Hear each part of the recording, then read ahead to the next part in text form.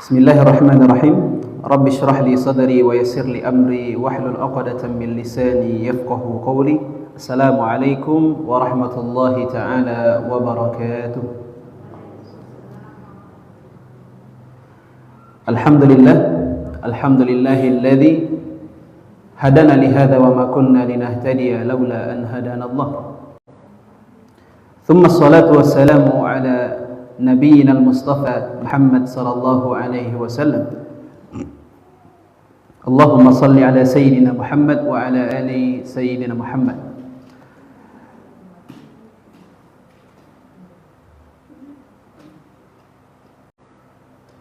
Ibu-ibu yang Allah rahmati, pertama dan terutama sekali, marilah kita haturkan rasa syukur kita kepada Allah Subhanahu wa taala.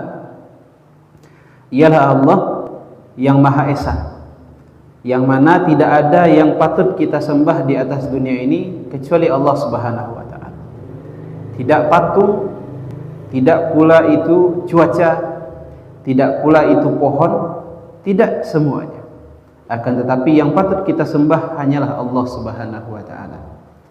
Karena ialah Allah yang Maha Ahad, Maha Esa.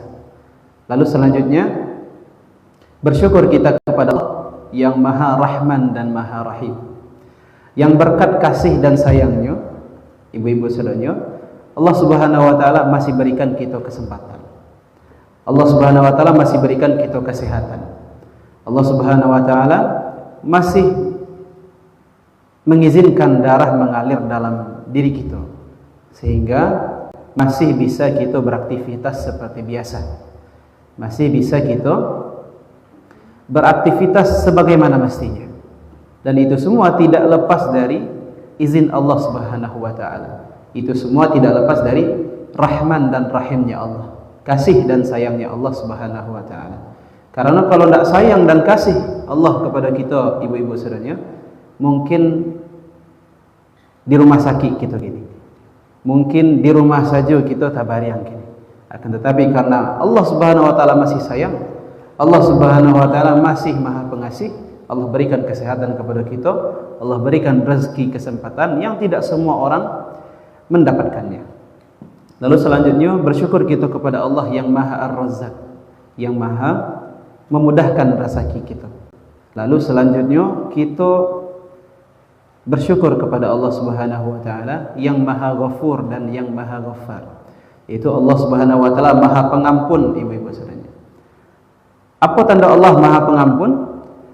Disebutkan di dalam suatu hadis qudsi. Apa kata Allah Subhanahu wa taala? Suatu ketika kalau ada seorang hamba yang mendekat kepada Allah dengan merangkak, maka Allah akan mendekat kepada kita dengan berjalan. Kalau seorang hamba mendekat kepada Allah dengan berjalan, Allah Subhanahu wa taala akan mendekat kepada kita dengan berlari.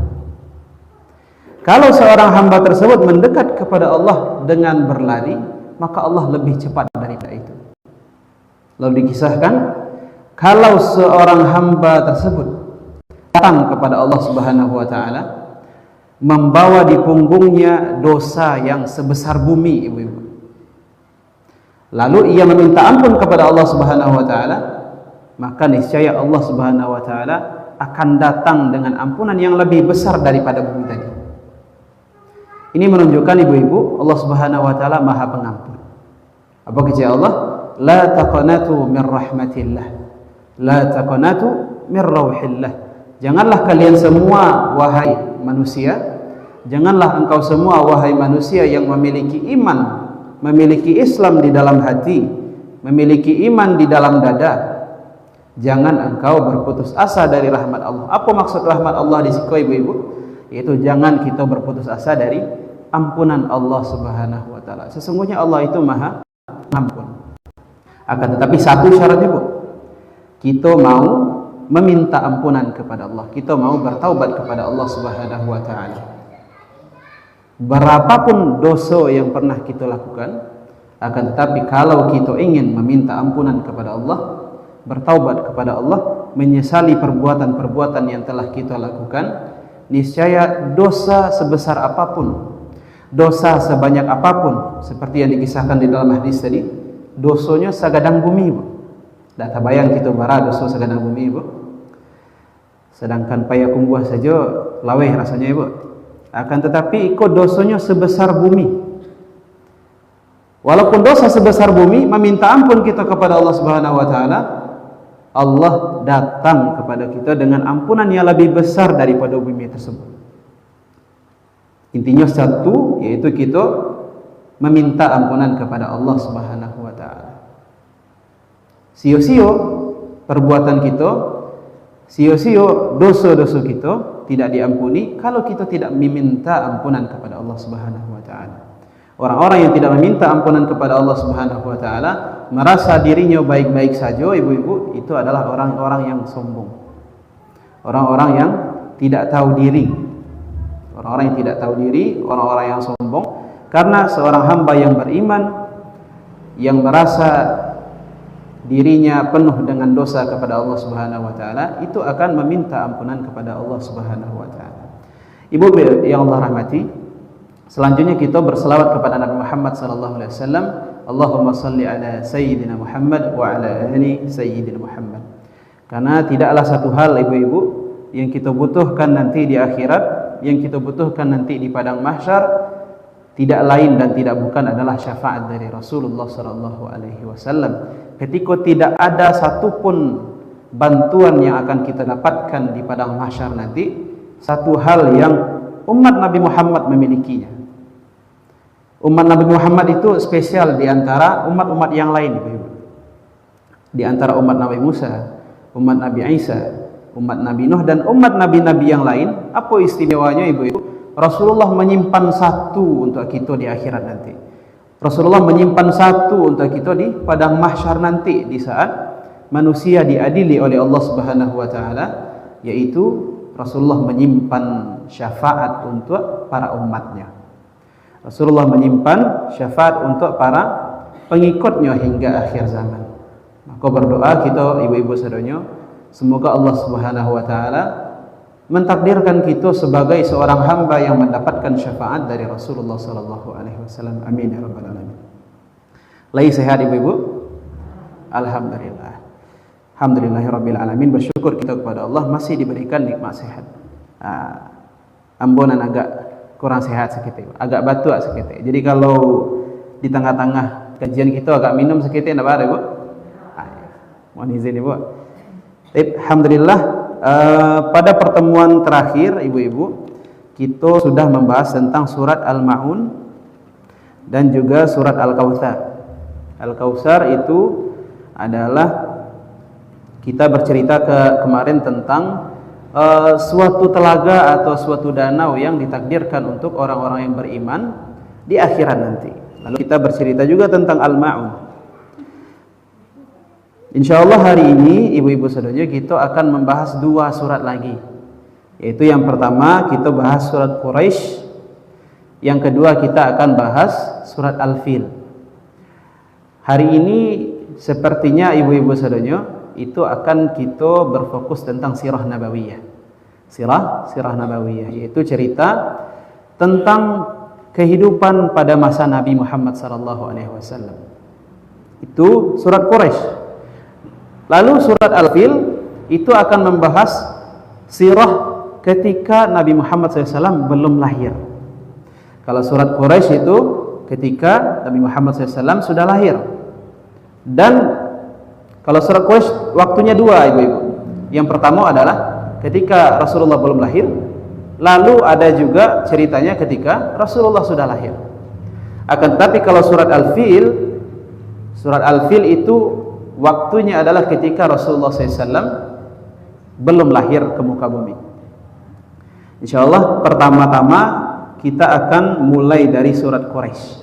Surat Quraisy. Pertama, sebelum kita mulai ke tafsirnya ibu-ibu saudara, kita baca terlebih dahulu. A'udzubillahi minasyaitonir rajim. Apa kata Rasulullah? Idza qara'tal Qur'an fasta'idz billah.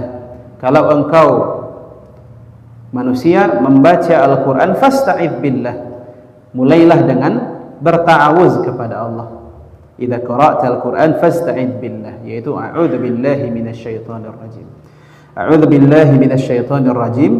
Bismillahirrahmanirrahim. Lalu sebelum kita baca Al-Quran, ibu-ibu, merupakan suatu adab bagi kita untuk berwudu terlebih dahulu. Karena apa kata Allah Subhanahu wa taala, la yamassuhu illal mutahharun. Tidaklah orang-orang yang menyentuh Al-Quran kecuali orang-orang yang suci saja. Disebutkan oleh Imam Syafi'i, ibu-ibu setuju, kalau seseorang belum berwudu gitu, maka tidak boleh menyentuh mushaf. Nah, mushaf itu ada beberapa pengertian yang disebutkan oleh para ulama, ibu-ibu. Yang pertama, mushaf itu adalah Al-Quran yang tidak ada bahasa lain selain Al-Quran di dalam Al-Quran tersebut. Pada hari ini kita lihat ya ibu-ibu, ada Quran yang memiliki terjemahan, ada Al-Quran yang memiliki arti. Nah, kalau Al-Quran yang memiliki arti itu tidak disebut mushaf. Akan tetapi kalau mushaf itu yang bagaimana Ustaz? Yaitu Al-Quran yang tidak ada bahasa lain di dalamnya, yang tidak ada pembahasan lain di dalamnya kecuali Al-Quran saja. Kita lihat ada mushaf Madinah ya Bu. Mushaf Madinah tidak ada artinya sama sekali. Atau Quran-Quran lain yang tidak memiliki arti, itu termasuk mushaf. Akan tetapi kalau ada Quran yang ada terjemahan di dalamnya, ada tafsir di dalamnya, nah, maka itu tidak disebut mushaf. Mana yang tidak boleh bagi kita untuk menyentuhnya ketika belum berwudu, yaitu adalah mushaf. Al-Quran yang isinya hanya Al-Quran saja, tidak ada arti, tidak ada terjemahan, tidak ada tafsirnya, maka itu tidak boleh kita sentuh kecuali kita sudah berwudu. Imam Syafi'i rahimahullah itu menyebutkan bahwa di dalam kitab fikihnya bahwa seorang yang belum berwudu maka haram baginya untuk menyentuh mushaf. Itu di dalam mazhab Imam Syafi'i, ibu-ibu. Akan tetapi di dalam mazhab yang lain itu membolehkan untuk menyentuh di saat belum berwudu. Bahkan ibu-ibu semuanya, pada mazhab Imam Syafi'i itu memang tidak dibolehkan mutlak kita menyentuh Al-Quran di dalam keadaan tidak berwudu. Harus berwudu terlebih dahulu baru kita menyentuh mushaf. Akan tetapi kalau mushafnya, kalau Al-Qurannya memiliki arti, memiliki terjemahan, maka tidak apa-apa kita sentuh ketika belum berwudu, seperti itu.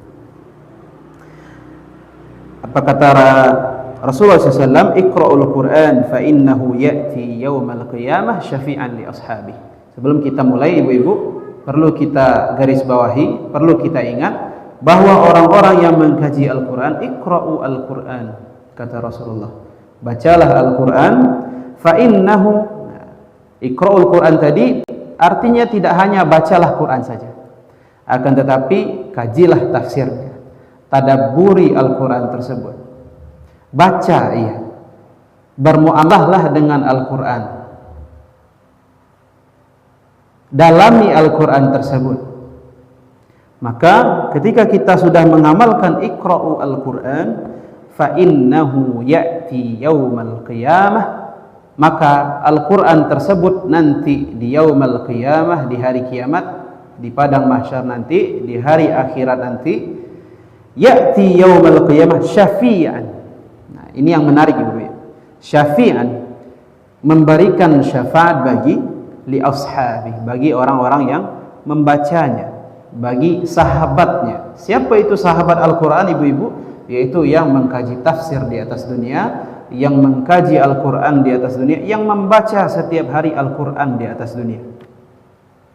Maka ketika kita terancam akan azabnya Allah Subhanahu wa taala, ibu-ibu sadanya, datang Al-Quran tiba-tiba.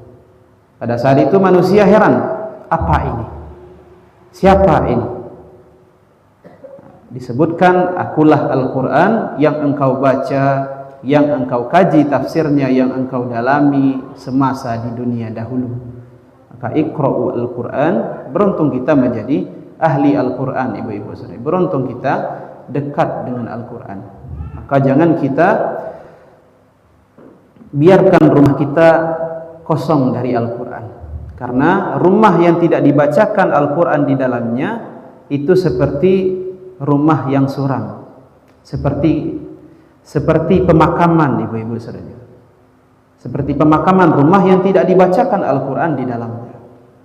Akan tetapi mari kita hiasi rumah-rumah kita, mari kita hiasi lingkungan tempat tinggal kita dengan membacakan Al-Quran di dalamnya setiap hari. Iqra'ul Quran fa innahu ya'ti yaumal qiyamah syafi'an li ashabihi. Al-Quran akan memberikan syafaat bagi orang-orang yang membacanya. Bismillahirrahmanirrahim. Kita masuk ya Ibu. Li'ila fi Quraisy ilafihim rihlatasy syita'i was-sayf falyabudu rabb hadzal bait alladzi at'amahum min ju' wa amanahum min khauf. Shadaqallahul azim. Bismillah, kita masuk ke ayat pertama Ibu-ibu. Li'ila fi Quraisy. Kosakata pertama yang perlu kita garis bawahi adalah ilaf. Li'ilafi. Ilaf Ibu-ibu. Ilaf kata para ulama itu ada dua artinya. Ilaf yang pertama Ibu-ibu itu artinya adalah iktilaf. Berasal dari kata-kata iktilaf. Ilaf itu dari iktilaf. Iktilaf itu lawannya iqtirab. Iftiraq afwan. Iftiraq bukan iqtirab. Iftiraq. Iktilaf itu artinya Ibu-ibu adalah berkumpul. Iktilaf itu artinya berkumpul. Maka lawannya adalah iftiraq. Iftiraq artinya adalah bercerai-berai atau berpisah. Maka iktilaf itu artinya adalah berkumpul. Itu makna yang pertama. Itu adalah perkumpulan orang-orang Quraisy. Lalu para ulama menyebutkan yang kedua artinya ilaf. Ilaf itu artinya adalah kebiasaan. Artinya adalah kebiasaan. Maka ketika kita mengartikan li'ila fi Quraisy, li'ila fi Quraisy itu adalah yang pertama perkumpulan orang-orang Quraisy. Atau yang kedua adalah kebiasaan orang-orang Quraisy. Karena kebiasaan orang-orang Quraisy.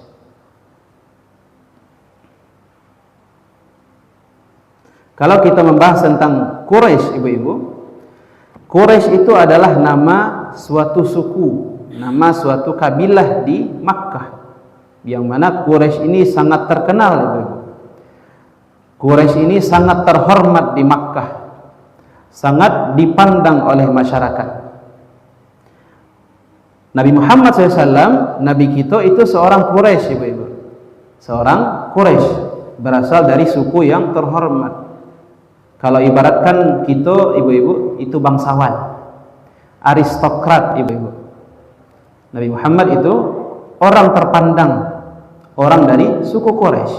Maka dikisahkan ketika Nabi Muhammad SAW meninggal dunia, itu tidak hanya menjadi problematika di sisi kehilangan seorang nabi saja, akan tetapi pada saat itu umat Islam kehilangan seorang pemimpin. Nah, jadi Islam itu tidak hanya membahas tentang fikih saja, Bu. Tidak hanya membahas tentang hukum-hukum Allah saja, akan tetapi Islam juga kental dengan politik. Islam juga kental dengan politik. Nabi Muhammad SAW di masa hidupnya itu menjadi satu-satunya pemimpin umat Islam pada saat itu. Maka ketika Nabi Muhammad SAW wafat di Madinah pada saat itu, umat Islam kehilangan seorang pemimpin. Maka sepeninggal Nabi Muhammad SAW, umat Islam pada saat itu langsung bermusyawarah untuk menentukan siapa yang akan memimpin umat Islam setelah Rasulullah SAW. Maka berdialoglah mereka, Ibu-ibu. Saat itu di Madinah ada dua kaum. Yang pertama adalah kaum Ansar, yaitu kaum yang berasal dari Madinah, orang Madinah asli, Ibu, yaitu dari suku Aus dan Khazraj. Yang kedua itu adalah kaum Muhajirin. Siapa itu kaum Muhajirin, Ibu-ibu? Yaitu adalah umat Islam yang berhijrah dari Makkah ke Madinah. Pindah mereka karena tekanan yang semakin dahsyat dari kaum kafir Quraisy, maka pindah mereka berhijrah ke Madinah. Maka ketika mereka sampai di Madinah itu namanya kaum muhajirin. Kaum muhajirin. Lalu saat itu kaum Ansar mereka merasa berhak atas kepemimpinan umat Islam, ibu-ibu. Kenapa? Karena Islam pada saat itu berkembang dengan pesat di Madinah. Maka karena umat Islam berkembang pesat di Madinah, maka orang-orang Ansar, karena mereka orang Madinah, mereka merasa berhak atas kepemimpinan Islam pada saat itu. Nah, orang Ansar ini, Bu, mereka punya calon satu orang, namanya adalah Sa'ad Al-Ansari, ya, Sa'ad dari kaum Ansar. Akan tetapi calon dari Ansar ini mengundang perdebatan di antara kaum muslimin pada saat itu. Berdebat mereka, lalu setelah itu sampailah Abu Bakar di tengah mereka. Datang Abu Bakar, lalu disampaikan suatu hadis. Apa kata Abu Bakar? Al-a'immah min Quraisy. Sesungguhnya kepemimpinan itu mesti diisi oleh orang Quraisy. Lalu yang jadi concern kita, ibu-ibu, yang menjadi fokus utama kita, Rasulullah SAW mengatakan kepemimpinan itu mesti dari orang Quraisy. Berkata Abdurrahman Ibnu Khaldun, pakar sosiolog Muslim. Jadi Muslim itu tidak hanya pakar di fikih saja, ibu, tidak hanya pakar di hukum-hukum Allah saja, akan tetapi para ulama ada juga yang pakar pada ilmu sosiologi. Dan salah satu sosiologi Muslim yang paling terkenal adalah Abdurrahman Ibnu Khaldun. Beliau memiliki karangan yang sangat masyhur, yaitu adalah Kitab Muqaddimah Ibnu Khaldun. Beliau menjelaskan kenapa kepemimpinan harus diisi oleh kaum Quraisy pada saat itu. Kenapa pemimpin orang Islam mesti dari orang Quraisy? Nah, disebutkan oleh Imam Ibnu Khaldun, yaitu kenapa harus seperti itu? Karena lil asabiyah. Lil asabiyah. Apa itu artinya lil asabiyah, ibu-ibu? Karena kaum Quraisy pada saat itu mereka mayoritas. Apa itu, Bu? Mayoritas. Kaum Quraisy di Madinah pada saat itu jumlah mereka lebih banyak daripada kaum Ansar. Nah, kalau kita logikakan secara logika, ibu-ibu, kalau kita bawakan kepada ilmu politik, orang-orang yang memiliki jumlah mayoritas itu akan lebih bisa mengayomi orang-orang yang minoritas. Kalau orang-orang minoritas yang menjadi pemimpin, maka suatu ketika terjadi kesalahpahaman, terjadi sebuah pemberontakan, maka orang-orang minoritas tidak akan bisa menghadapi orang-orang yang mayoritas. Maka ketika seorang mayoritas yang menjadi pemimpin, mereka lebih bisa mengayomi orang-orang minoritas. Mereka lebih bisa menjawab kebutuhan orang-orang yang lebih sedikit. Bisa mereka lebih meredam alur-alur pemberontakan, alur-alur ketidakpuasan. Nah, makanya kata Rasulullah diwasiatkan kepada Abu Bakar, al-a'immah itu min Quraisy. Kepemimpinan haruslah dari orang-orang Quraisy. Ini menunjukkan, ibu-ibu, bahwa suku Quraisy pada saat itu adalah suku yang superior, suku yang sangat hebat, suku yang sangat bangsawan, sehingga di saat mengganti kepemimpinan Muslim haruslah dari orang Quraisy pada saat itu. Lalu setelah diskusi yang panjang, setelah perdebatan yang banyak, dipilihlah pada saat itu pengganti Rasulullah SAW, itu Abu Bakar As-Siddiq. Abu Bakar As-Siddiq. Abu Bakar As-Siddiq, ibu, itu seorang Quraisy, seorang bangsawan Quraisy. Lalu juga setelah itu khalifah-khalifah Islam, Khulafaur Rasyidin, yang pertama adalah Abu Bakar. Abu Bakar seorang Quraisy. Yang kedua digantikan oleh Umar bin Khattab. Umar bin Khattab juga seorang Quraisy. Yang ketiga Utsman bin Affan. Utsman bin Affan itu juga seorang Quraisy, ibu-ibu. Seorang Quraisy. Lalu yang terakhir Khulafaur Rasyidin yaitu adalah Ali bin Abi Thalib. Ali bin Abi Thalib itu sudah jelas Quraisy, ibu-ibu. Karena sesungguhnya Ali bin Abi Thalib itu adalah sepupu Nabi Muhammad SAW dari pamannya Abu Thalib. Ya, jadi Ali bin Abi Thalib juga seorang Quraisy. Ibu-ibu saudara yang Allah rahmati, jadi kalau kita melihat kenapa alasan surat Quraisy ini, suku Quraisy bisa diabadikan oleh Allah Subhanahu wa taala di dalam Al-Qur'an, karena pada saat itu suku Quraisy itu adalah suku yang superior, suku yang sangat terhormat. Dari suku Quraisy tersebutlah lahir Nabi Muhammad sallallahu alaihi wasallam. Nabi Muhammad itu memiliki garis keturunan yang sangat hebat, ibu-ibu. Garis keturunan yang sangat bagus. Nabi Muhammad itu lahir dari Abdullah. Abdullah itu, ibu-ibu, adalah pemuda yang sangat disegani di kota Makkah. Itu ayahnya Rasulullah. Ayahnya Abdullah itu Abdul Muttalib. Abdul Muttalib pada saat itu adalah bangsawan kota Makkah, pemuka kaum Quraisy. Bahkan di dalam suatu riwayat disebutkan bahwa Abdul Muttalib itu memegang kunci Ka'bah. Itu adalah pengurus Ka'bah pada saat itu. Nah, Abdul Muttalib seorang yang bangsawan, seorang yang terhormat. Nabi Muhammad bin Abdullah bin Abdul Muttalib bin Hashim. Hashim itu, ibu-ibu, juga adalah orang yang terhormat di sukunya, orang yang terhormat di kabilah Quraisy. Muhammad bin Abdullah bin Abdul Muttalib bin Hashim bin Abdul Manaf. Nah, lalu setelah itu di atasnya nanti ada Quraisy namanya. Nah, dari sanalah diambil nama suku Quraisy, yaitu dari kakek-kakeknya Nabi Muhammad SAW. Quraisy, ibu-ibu, itu juga seorang yang terhormat, seorang yang bangsawan di antara masyarakat Makkah pada saat itu. Lalu setelah itu, nah, ada juga namanya kakek Nabi Muhammad itu Qusay, ibu-ibu. Qusay itu adalah orang yang mendirikan Darun Nadwah pada saat itu. Darun Nadwah. Apa itu Darun Nadwah, ibu-ibu? Darun Nadwah itu disebutkan di dalam suatu riwayat itu letaknya di samping Ka'bah. Darun Nadwah itu tempat pertemuan kaum Quraisy. Di sana dibahas tentang bagaimana perpolitikan ini akan terjadi, atau bagaimana nanti kita akan berperang, atau bagaimana kesejahteraan masyarakat, atau bagaimana kita mengelola orang-orang yang akan berhaji ke Ka'bah.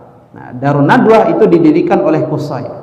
Qusay itu adalah kakek-kakeknya Nabi Muhammad SAW. Jadi kalau kita urut dari atas, ibu-ibu, sampai ke bawah, sampai ke Nabi Muhammad SAW, kaum Quraisy itu adalah kaum yang terhormat. Nah, jadi kenapa setelah itu lahir istilah kaum kafir Quraisy? Karena pada saat Nabi Muhammad SAW membawakan dakwah Islam, banyak dari kaum Quraisy tersebut yang menolak ajaran Nabi Muhammad SAW. Makanya disebut kaum kafir Quraisy, kaum jahiliyah. Sebenarnya mereka itu pintar-pintar, ibu-ibu. Kaum Quraisy itu pintar-pintar semuanya. Akan tetapi karena mereka menolak ajaran tersebut, mereka sebenarnya bisa menalari. Mereka itu pintar, ibu-ibu.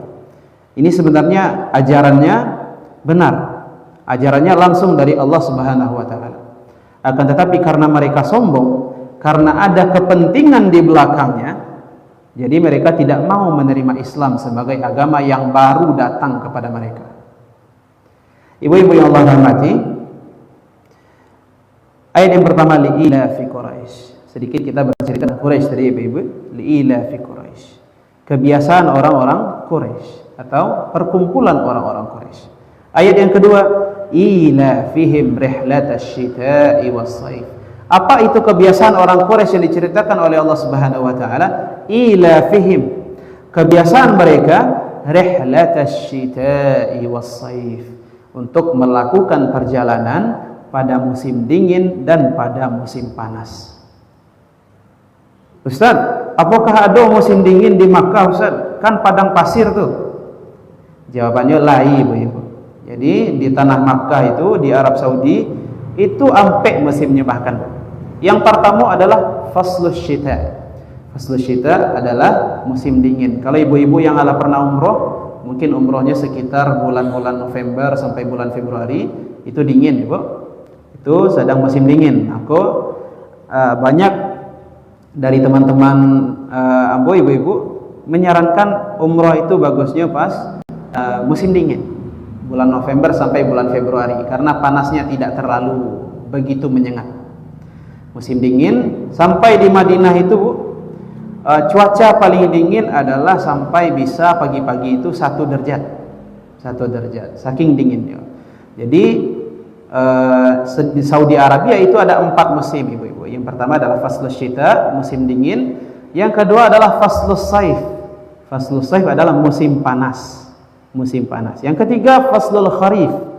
Faslul kharif itu adalah musim gugur, ibu-ibu, musim gugur. Jadi di Arab Saudi itu ada musim gugur juga. Yang keempat adalah faslur rabi'. Faslur rabi' adalah musim semi. Makanya di dalam bulan-bulan Hijriyah itu ada namanya Rabiul Awal sama Rabiul Akhir. Maksudnya itu adalah musim semi awal sama musim semi akhir. Sama di Mesir juga seperti itu, ibu-ibu. Musimnya ada 4. Jadi ketika kami dulu ibu-ibu di Mesir itu kalau musim semi, bunga-bunga di Mesir itu bermekaran. Ketika setelah selesai musim semi, datang musim panas. Musim panas daun-daun masih ada.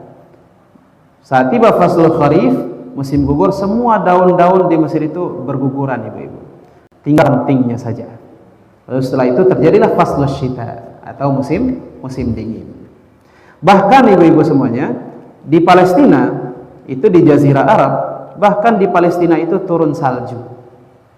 Nah, ini menunjukkan bahwa walaupun di padang pasir, ibu-ibu, akan tetapi musimnya tetap 4. Yang musimnya 2 itu hanya di Indonesia saja, ibu-ibu, karena Indonesia itu dilewati oleh garis khatulistiwa, yaitu Indonesia termasuk negara tropis. Negara tropis itu musimnya 2 saja, ibu-ibu. Yang pertama ada musim hujan, yang kedua ada musim kemarau. Jadi orang-orang Quraisy ini, ibu-ibu, itu dulu mengadakan perjalanan di 2 musim. Yang pertama di musim dingin, yang kedua di musim panas, di musim panas. Untuk apa orang-orang Quraisy ini mengadakan perjalanan, yaitu perjalanan dagang, ibu-ibu. Dikisahkan di dalam Sirah Nabawiyah, itu Rasulullah SAW pada masa mudanya pernah diajak oleh Abu Talib pergi ke Syam untuk berdagang. Ibu-ibu semuanya Allah rahmati. Nah, orang-orang Quraisy ini, ibu-ibu, rute dagangnya jauh sekali. Rute dagangnya jauh sekali. Kerja mereka itu seperti itu, ibu-ibu. Pergi berdagang lama. Yang pertama faslus syita, mereka pergi ke Yaman. Mereka pergi ke Yaman. Yang kedua faslus saif, mereka pergi ke Syam. Kenapa mereka faslus syita pergi ke Yaman, faslus saif pergi ke Syam? Kenapa tidak sebaliknya? Karena faslus syita mereka pergi ke Yaman, karena Yaman itu, ibu-ibu, kalau musim panas sekali. Bahkan di musim panas, teman-teman ambo yang menceritakan mereka kuliah di Yaman, itu kalau musim panas bisa 45 derajat suhunya, ibu-ibu. 45 derajat. Ambo dulu di Mesir yang paling tinggi sampai 43 derajat, ibu-ibu. Itulah angin benar rasanya. Akan tetapi di Yaman lebih lagi, 45 derajat sampai 50 derajat pada saat itu.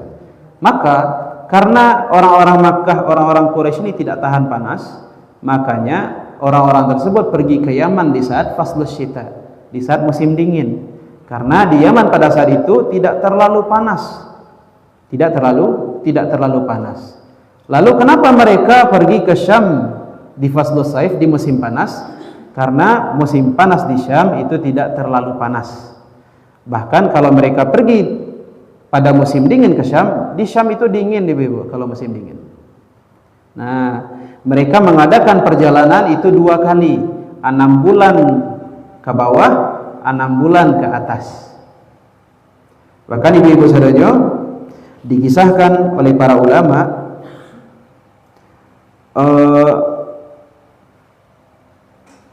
kafilah dagang Quraisy itu sangat besar, Ibu. Kafilah dagang Quraisy itu sangat besar.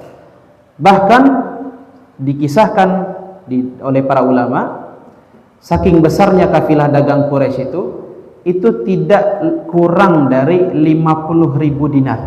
La taqillu an 50 dinar. 50 alaf dinar. Tidak kurang barang dagangan orang-orang Quraisy itu 50.000 dinar. Maka salah orang-orang yang mengatakan bahwa Nabi Muhammad SAW itu miskin. Banyak orang yang menyebutkan Nabi Muhammad miskin, Ibu. Akan tetapi sesungguhnya Nabi Muhammad itu tidak miskin. Karena orang-orang Quraisy pada saat itu kalau berdagang ke atas dan ke bawah, Ibu-ibu, ke Syam dan ke Yaman, itu tidak kurang dari 50.000 dinar. Kalau kita hitung gini, Ibu-ibu, 1 dinar itu 4,25 gram emas murni, 24 karat, 4,25 gram. 1 gram emas sekarang kemarin pernah mencapai 2,9, Ibu, 2.900.000. Maka kalau kita kalikan, itu 1 dinar sekitar 12.325.000. Maka kalau kita konversikan 50.000 dinar itu sekitar 616.250.000.000. Tabayang dewa, Bu, bara gadang kabilah, berapa besarnya kafilah dagang orang Quraisy. Itu mereka membawa 616 miliar, Ibu-ibu. Jadi orang Quraisy itu, Ibu-ibu, kalau kita gambarkan itu orang-orang yang kayu. Orang-orang kayu, orang kayu gadang malah. Jadi mereka membawa barang dagangan yang sangat besar ke Syam dan juga ke Yaman. Nah, akan tetapi yang menjadi suatu hal yang sayang, Ibu-ibu, kaum kafir Quraisy pada saat itu mereka melakukan perjalanan ke Syam dan ke Yaman itu 6 bulan lamanya. 6 bulan lamanya. Lalu di tengah perjalanan itu mereka melakukan hal-hal yang dilarang oleh Allah Subhanahu wa taala. Di tengah perjalanan, misalkan pergi mereka ke Syam. Di tengah perjalanan itu kerja mereka berjudi. Kerjanya mabuk-mabukan. Kerjanya berzina. Kerjanya mengerjakan sesuatu dosa yang dilarang oleh Allah Subhanahu wa taala. Maka selanjutnya, falyabudu rabb hadzal bait. Apa kata Allah? Falyabudu rabb hadzal bait. Apa kata Allah kepada kaum kafir Quraisy, kepada orang-orang Quraisy? Falyabudu rabb hadzal bait. Kenapa tiba-tiba tadi kita menceritakan tentang perjalanan orang Quraisy, Ibu-ibu? Ba'da setelah itu falyabudu rabb hadzal bait. Maka sembahlah Tuhan rumah hadzal bait. Kenapa disebutkan pada saat itu hadzal bait? Kenapa tidak menyembah Allah saja? Falyabudu rabb hadzal bait, Tuhan pemilik rumah ini. Rumah ini itu maksudnya adalah, Ibu-ibu, itu Ka'bah. Ka'bah. Apakah kita menyembah Ka'bah, Ibu-ibu? Tidak. Akan tetapi Ka'bah atau Baitullah itu hanya sebagai simbol kita. Hanya sebagai simbol bahwa kita menyembah Allah Subhanahu wa taala. Kenapa Baitullah, Ibu-ibu? Karena segala sesuatu yang disandingkan dengan Allah Subhanahu wa taala, segala sesuatu yang dipasangkan dengan Allah, bait, Ibu-ibu, itu artinya rumah. Bait itu artinya rumah. Rumah itu sederhana, Ibu. Bahkan rumah tersebut bisa lapuk. Rumah tersebut bisa hancur. Rumah tersebut bisa rata dengan tanah. Akan tetapi ketika rumah tersebut disandingkan dengan Allah Subhanahu wa taala, maka otomatis rumah tersebut menjadi mulia. Maka Allah Subhanahu wa taala menyebutkan falyabudu rabb hadzal bait. Karena kenapa disebutkan Ka'bah di sana? Kenapa disebutkan Baitullah di sana? Karena menunjukkan bahwa Ka'bah itu adalah rumah yang Allah muliakan. Kenapa tiba-tiba Allah menyebutkan falyabudu rabb hadzal bait? Sembahlah Allah yang memiliki rumah Baitullah ini. Karena, Ibu-ibu, orang-orang Quraisy yang melakukan perjalanan dagang, mereka lupa bersyukur kepada Allah Subhanahu wa taala. Falyabudu rabb hadzal bait. Mereka lebih mementingkan kesenangan dunia semata. Mereka hanya mementingkan judi. Mereka mementingkan mabuk-mabukan. Mereka mementingkan berzina daripada menyembah Allah Subhanahu wa taala, tidak bersyukur.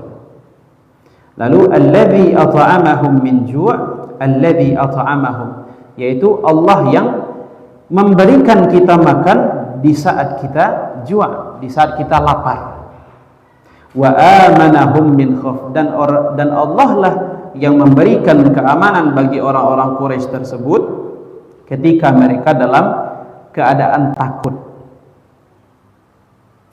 Orang-orang Quraisy itu berkata, ibu-ibu, kami mata pencaharian kami berdagang. Lalu kalau kami menyembah Allah tidak berdagang, bagaimana kami bisa menghidupi keluarga kami? Bagaimana kami bisa menghidupi pencaharian kami? Maka jawabannya adalah, ibu-ibu, bekerja kita tetap. Orang-orang Quraisy tetap bisa berdagang, akan tetapi jangan lupa menyembah Allah Subhanahu wa taala. Kalau kita bawakan ke kehidupan sehari-hari, ibu-ibu, kita memiliki mata pencaharian, kita memiliki pekerjaan, akan tetapi sebagai bentuk rasa syukur kita kepada Allah Subhanahu wa taala, hendaklah kita menyembah Allah Subhanahu wa taala. Untuk apa kita beribadah, ibu-ibu? Sebagai bentuk rasa syukur kita kepada Allah Subhanahu wa taala. Syukur kita untuk apa? Syukur kita telah diberikan rezeki yang baik. Syukur kita telah diberikan pekerjaan yang baik. Syukur kita telah diberikan lingkungan hidup yang baik. Maka ketika Allah Subhanahu wa taala telah memberikan nikmat-nikmat yang baik, nikmat-nikmat yang banyak kepada kita, maka tugas kita adalah menyembah Allah Subhanahu wa taala. Menyembah Allah Subhanahu wa taala itu adalah bentuk rasa syukur kita kepada Allah Subhanahu wa taala. Jangan kita seperti orang-orang Quraisy tadi, Bu, yang dikisahkan di dalam Allah, di dalam surat Quraisy. Mereka diamanahkan oleh Allah Subhanahu wa taala harta yang sangat banyak. Sampai kita tadi hitung, ya, Bu, harta orang Quraisy satu kali berdagang itu 616 miliar. Kalau kita balian kabakwan bara bakwan yang kita dapat itu. Kalau kita balian kakolak bara kolak nan dapat itu. 616 miliar di balian kakolak alakannya orang se-Indonesia. Akan tetapi 616 miliar Allah karuniakan kepada orang-orang Quraisy, akan tetapi kerjaan mereka hanyalah mabuk-mabukan. Kerja mereka hanyalah berjudi, kerjaan mereka hanyalah berzina. Nauzubillahi min zalik. Maka Allah ingin mengingatkan orang-orang Quraisy di dalam surat ini untuk lebih bersyukur kepada Allah, untuk menyembah kepada Allah Subhanahu wa taala, tidak mementingkan kesenangan dunia semata. Itu inti dari surat Quraisy. Ila fi Quraisy ila fihim rihlatasy syita'i was-sayf falyabudu rabb hadzal bait alladzi at'amahum min ju' wa amanahum min khauf. Alhamdulillah, ibu-ibu, selesai kita surat Quraisy. Surat Quraisy. Nah, satu hal yang lupa, Bapak. Perjalanan dagang kaum Quraisy ke Syam dan ke Yaman itu telah dimulai sebelum Rasulullah SAW lahir. Sebelum Rasulullah SAW lahir. Lalu setelah Rasulullah SAW lahir, itu perjalanan dagang kaum Quraisy itu masih dilangsungkan. Maka dikisahkan pula, ibu-ibu semuanya, ayah Nabi Muhammad SAW, Abdullah, itu meninggalnya dalam perjalanan kaum Quraisy berdagang. Saat itu kaum Quraisy sedang melewati Madinah, sedang lewat di Madinah. Lalu Abdullah itu sakit lalu meninggal di Madinah, dikuburkan di Madinah. Lalu perjalanan kaum Quraisy ke Syam dan juga ke Yaman itu telah dimulai sebelum dan sesudah Rasulullah lahir. Bahkan dikisahkan pula di dalam sirah nabawiyah yang lain, itu perang Badar itu dimulai ketika kaum muslimin itu mencegah kafilah dagangnya kaum kafir Quraisy, seperti itu. Jadi kabilah dagang ini banyak fungsinya ibu-ibu. Banyak kisah yang terdapat di dalamnya. Jadi insyaallah lanjut kita ibu-ibu sedonyo ke surat Al-Fil. Bismillahirrahmanirrahim. Alam tara kaifa fa'ala rabbuka bi ashabil fil. Alam tara kaifa fa'ala rabbuka bi ashabil fil. Alam yaj'al kaydahum fi tadlil wa arsala 'alaihim tayran ababil tarmihim bihijaratin min sinjil faj'alahum ka'asfin ma'kul. Ikut kita baca rito balik apa. Jadi dua surat ini kita penuh dengan sirah nabawiyah ibu-ibu. Karena surat Quraisy dan juga surat Al-Fil itu penuh dengan cerita. Karena kata para ulama, Al-Qur'an itu separuhnya itu terdiri dari cerita-cerita. Terdiri dari cerita-cerita. Kita dapatkan kisah Nabi Adam, ada juga kisah Nabi Sulaiman, kisah Nabi Ibrahim. Nah, kalau sekarang kisah Al-Fil ibu-ibu. Jadi, alam tara kaifa fa'ala rabbuka bi ashabil fil. Apa kata Allah Subhanahu wa taala? Alam tara. Alam tara itu artinya adalah tidakkah engkau melihat? Tidakkah engkau melihat? Kaifa fa'ala? Bagaimana Tuhanmu memperlakukan? Kaifa fa'ala rabbuka bi ashabil fil. Ashab itu artinya kalau kita menerjemahkan Al-Quran dengan letter like ibu-ibu, dengan kata per kata, ashab itu artinya pemilik, atau ashab itu adalah artinya teman atau sahabat.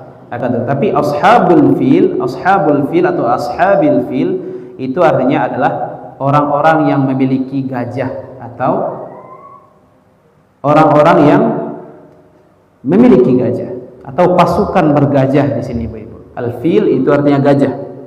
Bahkan kalau kita berbicara tentang gajah, dulu ada nabi palsu ibu-ibu, Musailamah Al-Kazzab. Musailamah Al-Kazzab itu salah satu surat palsu yang diciptakan olehnya adalah surat gajah. Al-fil wa ma adra kamal fil. Nah, itu yang dibuat oleh Musailamah Al-Kazzab, nabi palsu. Nah, kalau di sini Allah Subhanahu wa taala mengkisahkan kepada kita bagaimana peristiwa tentang gajah. Alam tara kaifa fa'ala rabbuka bi ashabil fil. Tidakkah engkau ingat? Tidakkah engkau melihat bagaimana Tuhanmu melakukan apa yang dilakukan Tuhanmu dengan pasukan bergajah. Jadi ibu-ibu, kita baca itu sedikit ya. Jadi dahulu sebelum Nabi Muhammad lahir itu ada namanya pemimpin di Yaman. Ada pemimpin di Yaman yang namanya Zunwas. Siapa namanya Bu? Zunwas. Zunwas itu adalah orang Yahudi. Zunwas adalah orang Yahudi. Di Yaman hidup pada saat itu kaum Nasrani. Ya, jadi sebelum Nabi Muhammad sampai ibu, sebelum ajaran Islam datang, agama kaum Arab pada saat itu adalah Nasrani, karena mereka menyebut pada ajaran Nabi Isa. Lalu Zunwas pada saat itu bertemu dengan orang-orang Yaman yang beragama Nasrani sekitar 20.000 orang. Lalu Zunwas pada saat itu mengajak kepada mereka untuk meninggalkan agama mereka. Akan tetapi ditolak. Lalu pada saat itu Zunwas menggali parit ibu-ibu. Menggali parit yang sangat dalam. Lalu di dalam parit tersebut dinyalakan api yang begitu besar. Nah, makanya kita ada di surat Al-Buruj ibu-ibu. Itu cerita tentang ashabul ukhdud. Qutila ashabul ukhdud. Sesungguhnya telah dibantai, sesungguhnya telah dibunuh, sesungguhnya telah dihilangkan ashabul ukhdud. Nah, ukhdud itu ibu-ibu artinya adalah parit. Ya. Ukhdud, Zunwas tadi ibu-ibu karena ditolak ajakannya untuk meninggalkan agama Nasrani, 20.000 orang ini digali parit ibu-ibu, dinyalakan api yang sangat besar di dalamnya. 20.000 orang ini disuruh terjun ke dalam parit tersebut. Dibantai kaum Nasrani pada saat itu oleh Zunwas. Akan tetapi ada satu orang yang selamat. Satu orang yang selamat ini, ibu-ibu, lari dia ke Syam. Lari dia ke Syam. Pada saat itu ada namanya Raja Syam. Raja Syam ini dia beragama Nasrani pula. Ya, mengadu orang yang selamat ini kepada Raja Syam. Sesungguhnya Ashabul Ukhdud, orang-orang di Yaman itu telah dibunuh oleh Zunuwas. Lalu Raja Syam pada saat itu memerintahkan kepada daerah Habasyah. Habasyah, ibu-ibu, itu adalah tempat hijrah pertama kali Nabi Muhammad SAW. Ya, Habasyah atau sekarang Habasyah itu sudah menjadi Ethiopia. Ethiopia. Jadi Raja Habasyah pada saat itu namanya Najasyi. Najasyi. Raja Habasyah namanya Najasyi. Najasyi ini dia beragama Nasrani pula. Nah, jadi Najasyi pada saat itu memiliki dua orang anggota, yaitu yang pertama namanya Aryab. Yang pertama namanya Aryab. Yang kedua namanya Abraha. Nah, disinilah asal usul Abraha, ibu. Aryab dan Abraha diperintahkan oleh Najasyi untuk menyerang Zunuwas karena telah membantai kaum Nasrani pada saat itu. Nah, ibu-ibu, Aryab dan juga Abraha ini adalah pemuka Nasrani. Mereka, Abraha juga memiliki pasukan, lalu menyerang mereka pada saat itu Yaman, menyerang Zunuwas. Lalu berperang dengan mereka dengan Zunuwas. Akhirnya Zunuwas itu lari ke laut lalu tenggelam, meninggal dunia Zunuwas. Pada saat itu sampai setelahnya Abraha dan juga Aryad menjadi gubernur di Yaman, yaitu pada saat itu namanya Son'a, ibu-ibu. Son'a, daerah Son'a di Yaman. Lalu setelah beberapa saat Abraha dan Aryad ini bertikai, berselisih. Mungkin ada terjadi perbedaan pendapat hingga masing-masing ingin menguasai Yaman pada saat itu. Lalu apa kata Abraha? Wahai Aryad, marilah kita berduel saja. Kita sajalah yang berkelahi. Kita sajalah yang berperang. Tidak usah mengajak pasukan-pasukan kita. Tidak usah mengajak kelompok-kelompok kita. Kita berdua saja. Akan tetapi siapa yang menang pada saat itu, siapa yang menang dengan duel tersebut, maka dialah yang akan memimpin Yaman. Akhirnya berduel mereka, ibu-ibu, berkelahi mereka hingga meninggallah Aryad. Maka Abraha pada saat itu memimpin Yaman. Pasukan Aryad itu bergabung dengan pasukan Abraha. Bergabung mereka.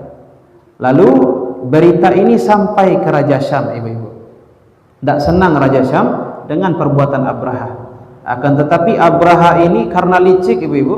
Abraha kok licin, sarupo je balik, banyak akalnya. Nah, dengan akal yang sangat licik dari Abraha, sampai Raja Syam ini bertekuk lutut. Sampai Raja Syam ini tidak jadi marah ke Abraha. Hingga Abraha pada saat itu berkata kepada Raja Syam, wahai Raja Syam, saya akan membangun di Yaman, saya akan membangun di Son'a gereja yang lebih mewah, gereja yang lebih tinggi daripada Ka'bah. Jadi pada saat itu, ibu-ibu, sebelum Rasulullah lahir, itu Ka'bah sudah menjadi pusat perekonomian dunia. Ka'bah pada saat itu banyak orang-orang yang pergi berhaji ke sana. Jadi ibu-ibu, haji itu dimulai sejak zaman Nabi Ibrahim. Sejak zaman Nabi Ibrahim sampai setelahnya. Sampai pada saat sebelum Rasulullah lahir, orang-orang juga sudah banyak berhaji ke sana. Nah, jadi Abraha ini iri dia. Abraha ini cemburu kepada Ka'bah. Kenapa Ka'bah lebih ramai? Kenapa Makkah itu dibanjiri oleh orang-orang yang ingin haji? Nah, Abraha ini karena melihat Makkah itu ramai, ibu-ibu, ingin ia membangun satu bangunan pula di Yaman agar orang-orang Arab pada saat itu beralih ke Yaman daripada Ka'bah. Maka dibangunlah suatu gereja. Dibangunlah suatu gereja yang sangat tinggi, yang sangat mewah, dan dinamakan gereja tersebut dengan Qullais. Apa namanya, Bu? Qullais. Namanya Qullais. Kullais itu diambil dari kata-kata Qollansuah. Qollansuah itu artinya peci. Badai dinamakan peci karena saking tingginya bangunan tersebut, orang-orang yang melihat pucuk gereja tersebut menengadah ke atas, sampai-sampai saking tingginya ibu-ibu jatuh pecinya gara-gara tinggi sekali gereja tersebut. Dibangun gereja yang tinggi, dibangun gereja yang mewah, agar Abraha ingin orang-orang Arab pada saat itu berhaji ke Son'a, tidak lagi berhaji ke Baitullah, tidak lagi berhaji ke Makkah. Maka pada saat itu cerita Abraha yang membangun gereja yang sangat tinggi di Yaman, gereja yang sangat tinggi di Son'a, itu terdengar oleh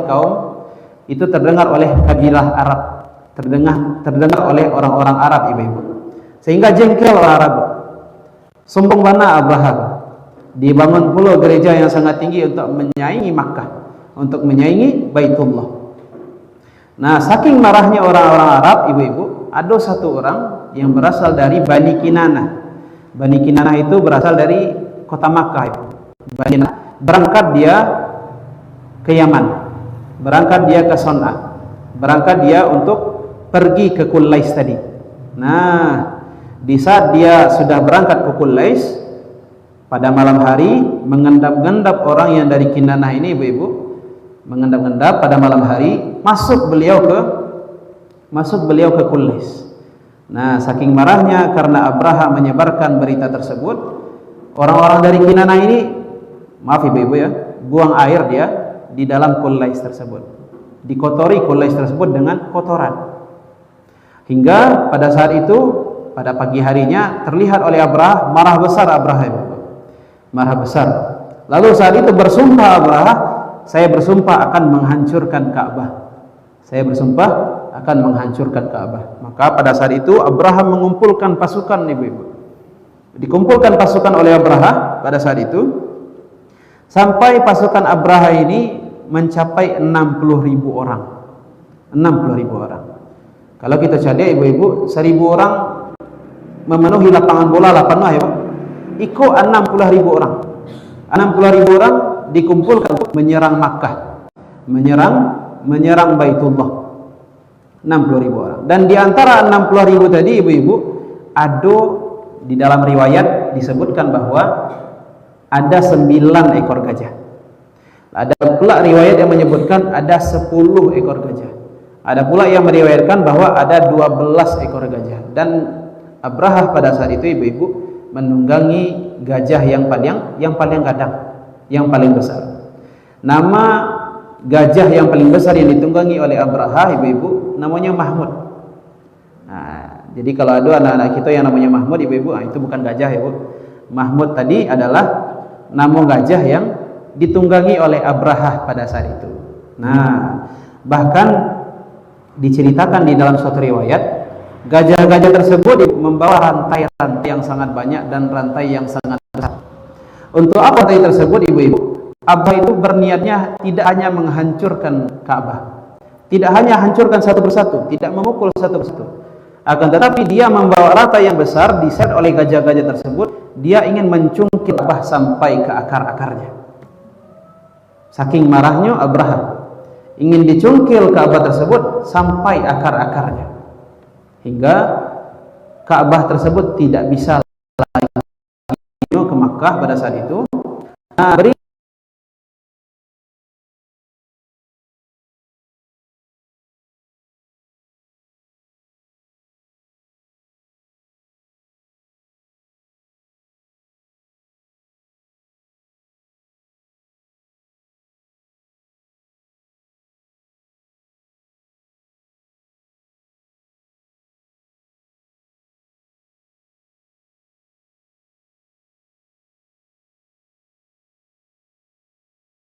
inilah 200 ekor onta milik Abdul Muttalib oleh Abraha.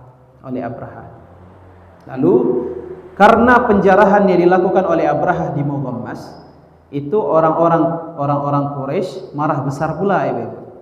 Hingga orang-orang Quraisy mengumpulkan pasukan untuk memerangi Abraha. Hingga diutus oleh Abraha utusannya ke kaum Quraisy, lalu ditanya,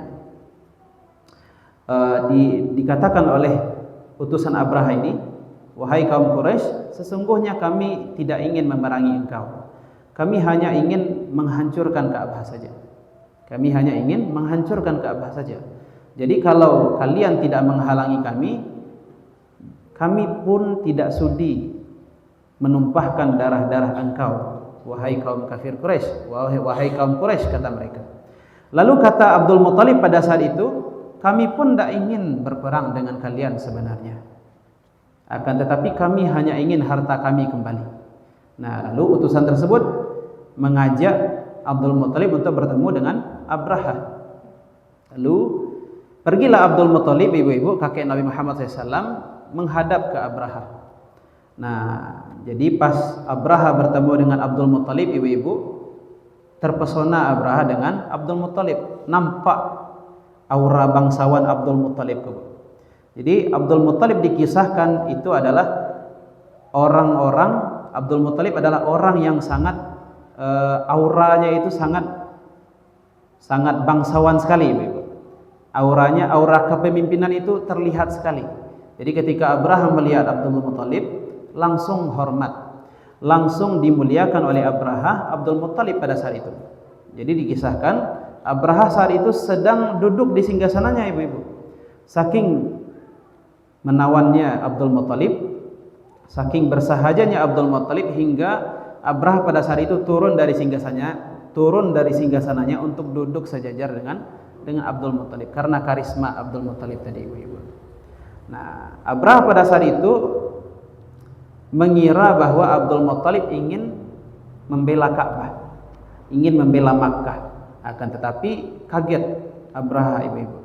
Karena pada saat itu yang diinginkan oleh Abdul Muthalib adalah apa yang dibilang oleh Abdul Muthalib, ibu-ibu, kembalikan 200 ekor onta saya. Kembalikan 200 ekor onta saya. Terkejut Abraha, ibu-ibu. Lalu apa katanya? Wahai Abdul Muthalib, sesungguhnya di awal tadi aku mengira engkau adalah orang yang bersahaja. Aku mengira engkau adalah seorang bangsawan. Akan tetapi aku tidak menyangka. Tadi aku di awal menyangka engkau akan membela Ka'bah. Tadi aku menyangka engkau akan membela Makkah. Akan tetapi engkau malah meminta 200 ekor ontamu kembali. Lihatlah, aku ingin menghancurkan Ka'bah, akan tetapi engkau tidak membelanya sama sekali. Engkau malah meminta 200 ekor ontamu kembali. Nah, jawaban Abdul Muthalib, ibu-ibu, itu dikisahkan, itu diabadikan di suatu kisah. Apa kata Abdul Muthalib, ibu-ibu? Ana Rabbul Ibil. Aku adalah pemilik unta. Walil Ka'bati Rabbun Yahmi. Akan tetapi Ka'bah itu ada orang yang memilikinya, yaitu Allah Subhanahu wa taala, dan Allah lah yang akan menjaga Ka'bah tersebut. Sebenarnya, ibu-ibu, orang Quraisy itu percaya dengan Allah Subhanahu wa taala. Percaya. Kalau ditanya siapa yang menciptakan bumi, siapa yang mengatur peredaran bumi, siapa yang mengatur semuanya, niscaya mereka akan menyebutkan Allah Subhanahu wa taala. Akan tetapi mereka hanya tidak mau beriman kepada Nabi Muhammad sallallahu alaihi wasallam. Apa kata Abdul Muthalib? Ana Rabbun Ibil. Saya hanyalah pemilik unta. Akan tetapi walil Ka'bati Rabbun Yahmihi. Akan tetapi Ka'bah itu memiliki pemilik, yaitu Allah Subhanahu wa taala. Maka Allah lah yang akan menjaga Ka'bah tersebut. Apa kata Abraha dengan congkaknya, dengan sombongnya? Sesungguhnya Allah kamu itu, Tuhan kamu itu tidak akan bisa menjaganya. Nauzubillah. Abraha pada saat itu sombong sekali, ibu-ibu. Allah tidak akan bisa menjaga Ka'bah tersebut. Lalu setelah Abraha mengatakan seperti itu, dikembalikan 200 ekor onta Abdul Muthalib. Lalu setelah itu lanjut Abraha dengan pasukannya bergerak menuju kota Makkah untuk menghancurkan Ka'bah. Akan tetapi, ibu-ibu, Allah menunjukkan kuasanya. Allah menunjukkan kuasanya. Di daerah antara Muzdalifah dan Mina, itu kurang lebih sudah dekat ke Makkah, ibu-ibu. Tiba-tiba gajah Abraha tadi tidak mau bergerak. Tidak mau bergerak dan duduk gajah tersebut. Duduk gajah tersebut, tidak mau bergerak. Tidak mau bergerak menuju kota Makkah sama sekali. Nah, ajaibnya kalau gajah tersebut digerakkan ke arah Syam, mau dia. Digerakkan ke arah kanan, digerakkan ke arah kiri, gajah tersebut mau berjalan. Bahkan digerakkan gajah tersebut kembali ke Yaman, kencang larinya. Akan tetapi ketika dibalikkan gajah tadi menuju Ka'bah kembali, berhenti lagi. Digerakkan ke kanan, jalan. Digerakkan ke kiri, jalan. Digerakkan ke arah Yaman, ke tempat pulang mereka, berjalan mereka dengan cepat. Akan tetapi ketika dikembalikan kepada arah Makkah, arah Ka'bah, gajah tersebut berhenti. Berhenti gajah tersebut, ibu-ibu. Maka alam yaj'al kaidahum fi tadlil. Ayat kedua, bukankah kami menjadikan kaiduhum. Kaidun itu artinya, ibu-ibu, adalah tipu daya atau makar. Bukankah dia telah menjadikan tipu daya mereka untuk menghancurkan Ka'bah fi tadlil. Fi tadlil itu artinya, ibu-ibu, dalam kesia-siaan. Maka kita lihat, ibu-ibu, usaha Abrahah ketika mencapai daerah di antara Muzdalifah dan Mina, tiba-tiba gajahnya berhenti. Tiba-tiba gajahnya berhenti, tidak mau bergerak sama sekali. Nah, lalu setelah itu wa arsala alaihim tayran ababil. Lalu Allah Subhanahu wa taala arsala itu artinya, ibu-ibu, mengirim. Wa arsala alaihim tayran ababil, dan Allah mengirimkan kepada pasukan bergajah tersebut tayran ababil. Nah, tayran ababil, ibu-ibu, itu artinya bukan burung ababil, ibu. Bukan burung ababil, akan tetapi tayran ababil itu artinya burung yang berbondong-bondong. Burung yang berbondong-bondong. Banyak burungnya, berbondong-bondong burung tersebut. Tarmihim bihijaratim min sijil. Burung-burung tersebut melempari mereka dengan hijarah min sijil. Hijarah itu artinya, ibu-ibu, tanah. Dan tanahnya bukan sembarang tanah, ibu-ibu. Hijarah min sijil, yaitu tanah yang terbakar. Tanah yang terbakar. Di dalam suatu riwayat, ibu-ibu, disebutkan bahwa burung-burung tersebut masing-masing membawa 3 bongkah batu. Yang pertama itu di kaki kanan, yang kedua itu di kaki kiri, yang ketiga batu tersebut dibawa dengan paruh burung tersebut. 3 masing-masing, itu tanah yang terbakar. Lalu pasukan bergajah Abrahah diserang oleh tayran ababil, burung yang berbondong-bondong. Hingga ayat terakhir ini, faja'alahum ka'asfim ma'kul. Allah Subhanahu wa taala menjadikan mereka ka'asfin, seperti daun, asfim ma'kul, daun yang dimakan oleh ulat. Kalau kita cari, ibu-ibu, daun yang dimakan dengan ulat itu bolong-bolong, ibu. Ketika tayran ababil, burung yang berbondong-bondong tadi, melempari mereka dengan batu yang sangat panas, batu dari tanah yang terbakar. Batu tersebut ketika mengenai kepala mereka, ibu-ibu, tembus, jatuh ke kepala, keluar di bawah, menembus badan-badan mereka. Ka'asfim ma'kul, seperti daun yang dimakan ulat, bolong-bolong jadinya. Itu merupakan satu kuasa Allah, ibu-ibu, dalam usaha Allah Subhanahu wa taala menjaga Ka'bahnya dari kehancuran. Nah, yang lebih takjub lagi, ibu-ibu, pasukan bergajah Abrahah pada saat itu tidak semuanya langsung mati. Tidak semuanya langsung mati. Ada yang mati di tempat, pasukan bergajah Abrahah. Ada pula yang lari, akan tetapi pada saat mereka lari, satu persatu anggota tubuh mereka copot, mulai dari jari, tangan, seperti itu, ibu. Itu azabnya Allah Subhanahu wa taala. Bahkan Abraha, ibu-ibu, yang memimpin pasukan bergajah pergi ke Makkah pada saat itu, dia selamat sebenarnya. Selamat, lalu melarikan diri ke kota Son'a. Pulang dia ke kota Son'a. Akan tetapi Abraha pada saat itu tidak langsung dimatikan oleh Allah Subhanahu wa taala, akan tetapi disiksa terlebih dahulu. Apa itu siksanya ibu-ibu? Abraha pada saat itu mati dengan cara anggota tubuhnya setiap sendinya itu copot satu persatu. Mulai dari jarinya ruas-ruasnya satu-satu disiksa oleh Allah Subhanahu wa taala. Lalu setelah itu tangan dan sendi-sendi yang lain, hingga pada puncaknya ibu-ibu Abraha itu meninggal dalam dada Abraha ini terbuka, rongga dadanya terbuka, lalu seketika meninggal dunia Abraha. Ibu-ibu yang Allah rahmati, itulah kisah penyerangan tentara bergajah untuk menghancurkan Ka'bah. Pasukan bergajah itu ibu-ibu, itu peristiwanya terjadi 50 hari atau 55 hari sebelum Rasulullah lahir ke atas dunia. Makanya Rasulullah itu ibu-ibu itu lahir pada tahun 571 Hijriah. Tahun berapa, Bu? 571 Masehi. Dan orang-orang Arab pada saat itu mereka gemar memberikan nama tahun dengan peristiwa yang terjadi pada saat itu. Nah, makanya Nabi Muhammad, kalau kita belajar dulu ya Bu, Rasulullah itu lahir pada tahun gajah, ya Bu. 12 Rabiul Awal, tahun gajah. Nah, tahun gajah itu sebenarnya 571 Masehi. Orang-orang menyebutnya dengan peristiwa yang terjadi pada saat itu. Tahun gajah.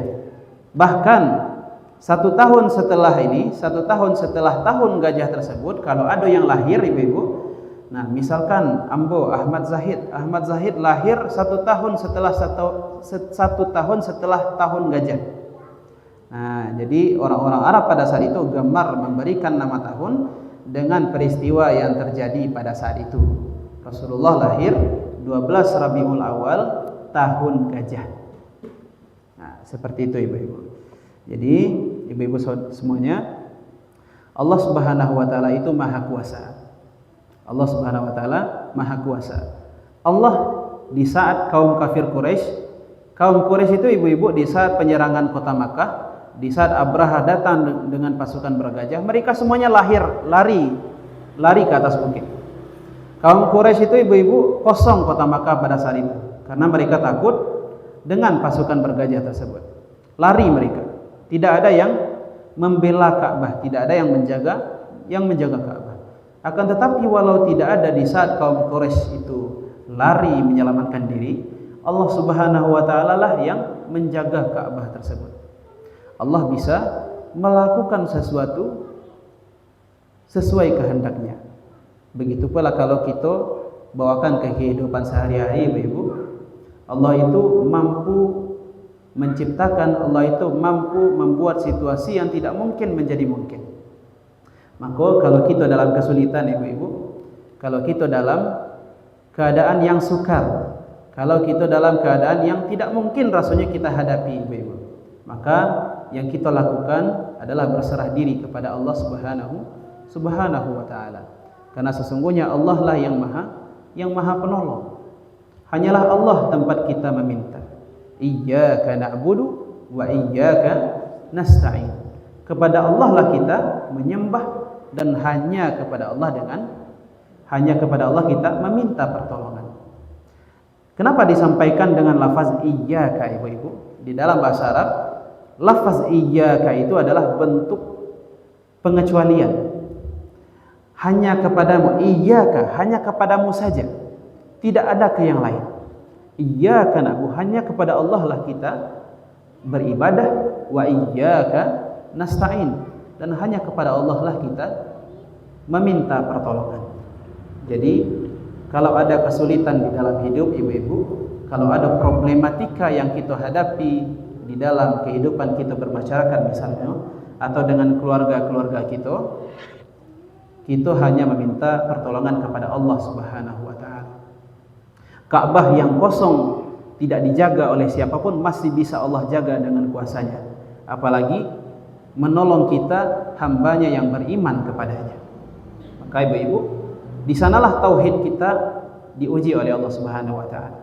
Di saat masalah menimpa kita ibu-ibu, apakah kita masih mengingat Allah Subhanahu wa taala sebagai penolong? Lalu begitu pula di saat keadaan kita senang, Ibu-ibu, di saat kita bahagia. Tauhid kita, kepercayaan kita kepada Allah Subhanahu wa taala pun diuji ketika kita bahagia. Apakah kita masih ingat kepada Allah Subhanahu wa taala di saat kita bahagia? Manusia banyak yang seperti itu, Ibu-ibu. Di saat kesulitan, di saat kesukaran menguji mereka ingat Allah. Akan tetapi di saat bahagia, ketika senang, banyak yang tidak mengingat Allah Subhanahu wa taala. Maka ketika kita mengalami kesulitan dan kesukaran, marilah kita, ibu-ibu semuanya, mengingat Allah Subhanahu wa taala. Kita mengingat Allah Subhanahu wa taala dengan cara beribadah kepadanya, melaksanakan perintah-perintahnya, melaksanakan salat kepada Allah Subhanahu wa taala, membaca Al-Qur'anul Karim, berpuasa kepada Allah Subhanahu wa taala. Maka dengan itu, dengan ibadah-ibadah yang kita lakukan, semoga Allah Subhanahu wa taala menolong kita dari segala kesulitan, menolong kita dari segala kesukaran. Kita ambil hikmah dari surat Al-Fil dan surat Quraisy, marilah kita bersyukur ketika Allah Subhanahu wa taala telah memberikan kita pekerjaan yang sangat menjamin kehidupan kita. Ketika kita diberikan rezeki yang sangat banyak. Lalu pada saat di surat Al-Fil, marilah kita minta pertolongan kepada Allah Subhanahu wa taala yang maha kuasa atas segala apapun yang terjadi di atas dunia ini. Ibu-ibu semua yang Allah rahmati, sampai sana kajian kita hari ini, karena agak pendek, ibu-ibu, karena surat Al-Fil dan juga surat Quraisy ini hanya tafsirnya itu tentang sirah nabawiyah, yaitu cerita tentang pasukan bergajah dan juga cerita tentang kaum kafir Quraisy. Setelah ini kalau ada ibu-ibu yang bertanya, kita silahkan. Nah, untuk aku ibu-ibu ambo teringat. Jadi di pertemuan selanjutnya kita ada PR ya, Bu. Ada PR tentang zakat emas. Nah, kalau kemarin kita membahas zakat emas tersebut hanya 1 kali saja dibayarkan. Apakah seperti itu? Nah, ambo mengambil referensi dari Buya Yahya. Jadi Buya Yahya menyebutkan kepada kita bahwa zakat emas itu, ibu-ibu, itu kita melaksanakannya tidak hanya sekali saja. Kenapa seperti itu? Kalau misalkan, ibu-ibu, pada tahun ini jumlah emas yang kita miliki itu telah mencapai nisab. Dan telah 1 tahun lamanya, maka wajib kita mengeluarkan zakat emas. Lalu tahun selanjutnya, Ustaz, nah jumlah emas ampun tidak bertambah, Ustaz, akan tetapi nisabnya masih sampai. Apakah masih wajib zakat, Ustaz? Masih, ibu-ibu. Selama emas yang kita miliki masih mencapai nisabnya, walaupun kita telah membayarkan 1 kali misalkan di tahun lalu, kalau di tahun kedua emas yang kita miliki masih sesuai nisab, maka masih keluar zakatnya. Karena kenapa, ibu-ibu? Karena zakat emas itu berbeda dengan zakat pertanian. Kalau zakat pertanian, ibu-ibu, misalkan pertanian kita, ladang padi kita menghasilkan 1 ton bareh, 1 ton padi. Nah, kita mengeluarkan zakat pertanian pada saat itu juga, keluar zakat. Lalu kalau kita simpan, Ustaz, kita timbun misalkan padi tersebut bertahun-tahun, apakah kita masih mengeluarkan zakatnya? Tidak. Karena zakat pertanian konsepnya adalah 1 kali panen. Walaupun setelah itu beras yang kita simpan berton-ton tersebut masih kita simpan bertahun-tahun lamanya, tidak wajib zakat lagi, ibu-ibu. Akan tetapi kalau emas, kalau masih sesuai nisabnya, misalkan tahun pertama kita bayar zakat emas, sudah keluar zakatnya. Lalu tahun kedua emas kita tidak bertambah, akan tetapi nisabnya masih sampai. Apakah masih kita bayarkan? Masih kita bayarkan sampai nisab zakat emas kita itu tidak lagi mencapai nisabnya, tidak mencapai lagi kadar yang kita wajib untuk membayar zakat tersebut, ibu-ibu. Nah, makanya ada suatu kisah, ibu-ibu, ada seorang ulama di Mesir itu harta beliau itu sangat banyak. Sangat banyak. Harta beliau sangat banyak. Saking banyaknya harta beliau, ibu-ibu, itu bisa mencukupi kebutuhan beliau bertahun-tahun lamanya. Itu harta beliau dalam bentuk emas, ibu-ibu, dalam bentuk dinar. Nah, akan tetapi ulama di Mesir tersebut, dia sepanjang hidupnya tidak pernah berzakat. Tidak pernah berzakat, akan tetapi hartanya banyak, Bu. Tidak pernah berzakat. Kenapa beliau tidak pernah berzakat? Karena di tahun yang sama, walaupun harta beliau banyak, beliau langsung menghibahkan, langsung mensedekahkan semua harta tersebut di jalan Allah Subhanahu wa taala. Jadi ketika sampai kewajiban zakat beliau, harta beliau sudah tidak ada lagi. Sudah disedekahkan semuanya. Di tahun berikutnya bertambah lagi harta beliau sampai jumlah yang sama dengan tahun lalu. Lalu sebelum kewajiban zakat beliau sampai, disedekahkan semuanya sampai harta tersebut tidak bersisa sama sekali. Seperti itu, ibu-ibu. Jadi zakat emas tadi, ibu-ibu, kalau di tahun kedua masih sampai nisabnya, setelah kita keluarkan zakat, masih ada kewajiban kita untuk mengeluarkan zakat emas tersebut sampai tidak sampai nisabnya lagi. Seperti itu. Ada lagi pertanyaan, ibu-ibu?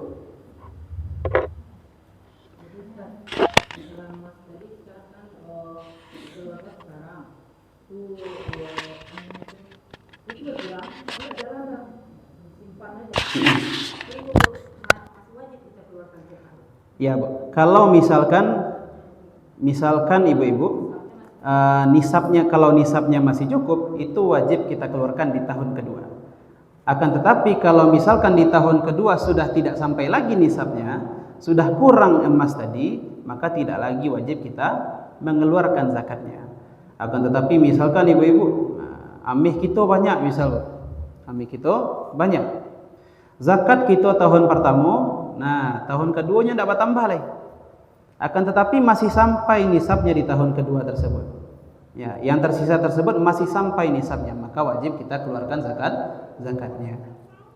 Karena harta yang kita keluarkan zakat tersebut, ibu-ibu, zakat tersebut itu sebenarnya bukan hak kita. Akan tetapi hak orang-orang yang lebih membutuhkan.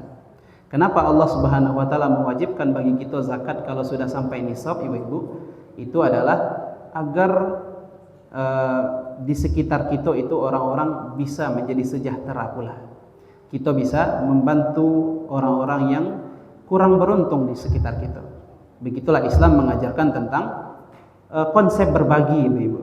Maka di saat saudara kita merasa susah, maka di sanalah sedekah dan zakat Allah letakkan untuk meringankan beban saudara-saudara kita yang tidak bapunya, ibu-ibu. Terkadang ibu-ibu, rezeki tiap orang itu berbeda, ibu. Kadang ada kita yang dilabihkan oleh Allah Subhanahu wa taala. Ada saudara kita yang mungkin diberi Allah Subhanahu wa taala pas-pasan. Ada pula saudara kita yang ditakdirkan Allah Subhanahu wa taala menjadi kaum fakir miskin. Nah, di saat itulah konsep berbagi itu dikenalkan oleh Allah Subhanahu wa taala melalui sedekah dan zakat. Ya, zakat dan sedekah itu diperuntukkan untuk asnaf yang 8, ibu-ibu. Boleh, Bu?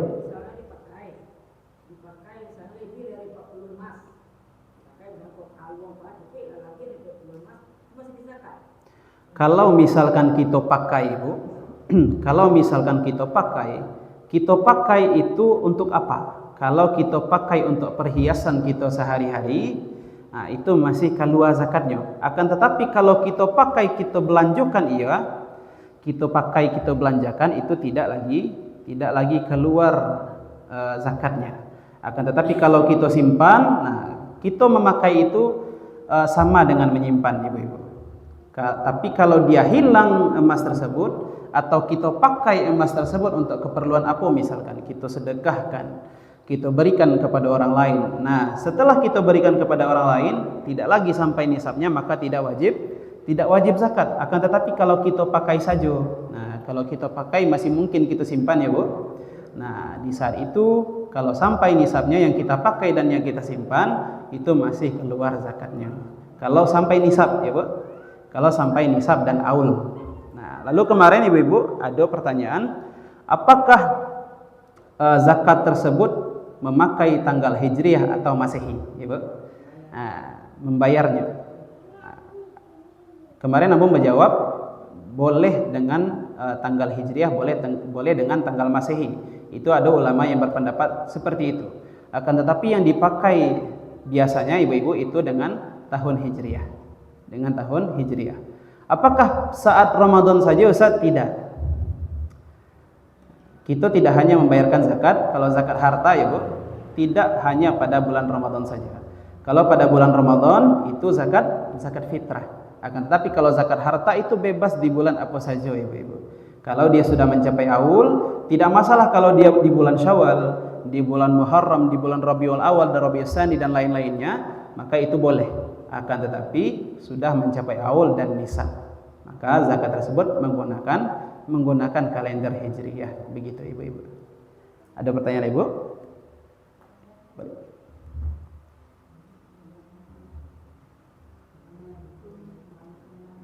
Waalaikumsalam warahmatullahi wabarakatuh.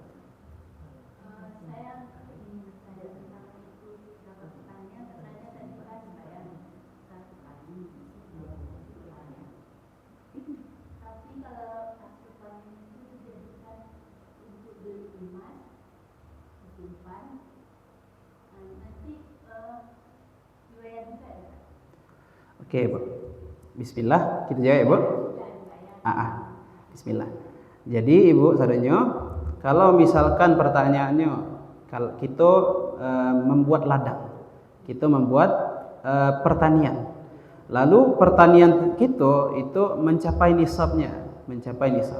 Maka yang perlu kita lakukan Ibu-ibu di saat kita panen, yang pertama kali yang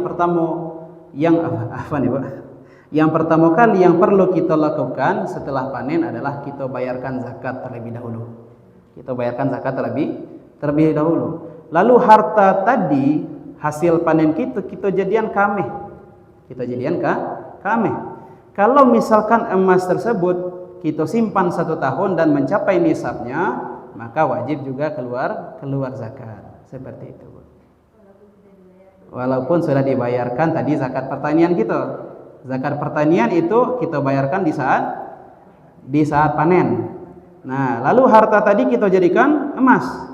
Nah, dari panen kita tukarkan ke ameh, emas tersebut mencapai nisab. Kita simpan 1 tahun. Misalkan kita panen di tanggal 1 April 2025 atau 1 Muharram 1447 Hijriah. Lalu emas tadi kita simpan sampai nisab 1 Muharram 1448, masih sampai nisabnya, masih kita keluarkan zakatnya, Bu. Karena dia sampai nisab, karena dia berbeda. Nah, seperti itu. Walaupun dia dari hasil panen. Iya, sama-sama. Boleh, Bu, silakan. Waalaikumsalam warahmatullahi wabarakatuh.